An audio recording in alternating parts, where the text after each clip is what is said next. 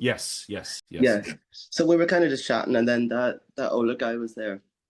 And we were talking Yeah. about, like, just day-to-day stuff. Like, it was very hard to talk because he liked to talk a lot. So it was hard to like say anything. But I could say that we were both on the same kind of wavelength. And he was kind of getting what we were talking about. We were kind of getting what he was talking about. But you can see generationally how things have changed. Like the things he was talking about, like he was talking about how he looks after his mom and stuff like that. And, he was getting really annoyed because his sister was away and how he had to go and do it. And, it was ruining his life. And, we were kind of like, but dude, it's your mom. Like, you know, she's not going to be there forever. And then whenever I think you mentioned something about like working class, he got so defensive on how he came from nothing to how he's, a working class guy. And we were like, that's not what we mean. So that really fucked me off, right? Because, and I'll tell you why. Some people don't fucking listen.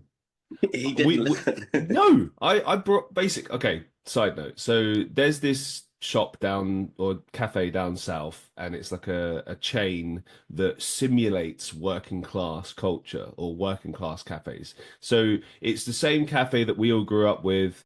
Greasy, shitty, but the food's great, service is fantastic, and you love it, and you probably spent many, breakfasts there, hungover, whatever, right? We've all got them. Anyway, I grew up working class. You grew up working class. We're both working class. I don't tend to bring it up a lot, but the only time I ever tend to bring it up is if someone accuses me of being posh, and I'm like, well, actually, fucker, and then I start telling them stories from when I was growing up, and suddenly their jaw drops, and they normally shut up after that. So I bring up this story because I'm like, hey, isn't this weird? Like they're trying to simulate the culture. And he just hears the word working class, and he turned and looked at me. I remember this and was just like, what's the problem with working class? And I was like, none. What? Yeah, he got so defensive. Yeah. And then he started bringing up how like he grew up with like all his brothers and sisters, and it was a two-bedroom house, which people of that generation, that's what happened. We didn't say anything about that. We weren't disagreeing with that. We were like, dude, think about it this way, that's how you start off. Now, you're married, you've got your own kids, you've got your own house. Like, you've made a good life for yourself. That's basically what we're saying. And he just, I don't know, he was so defensive. It's very simple.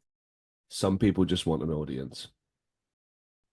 He came over to us because he wanted to show off. For example, he brought up boxing. Yeah. For those who don't know, Eddie has done quite a lot of boxing in his younger years. We were actually supposed to do a fight before he got injured recently. Not me and him. But he was going to have a fight, and we're like, oh, great. And I was going to come along. So yeah, boxing's part of who he is. I don't know if this guy sensed that or he's just asking questions. I think it was more because of where you're from, and he was like, oh, and then the conversation just kind of went from there. But to me, I'm not trying to take the piss, right? I'm just saying this is my perspective of spending many years growing up, being around my dad and his workmates and all that, and pub stories and guys showing off and embellishing stories or whatever, trying to look tough. This guy, to be put into perspective, is 69 years old. So yeah, there is a generational difference. We're young lads by comparison, seen and done things. We're in our 30s, so we're not like, blue chip prospects anymore. We're just prospects. Although we try to be sometimes. We try to be. I just felt like he's kind of showing off.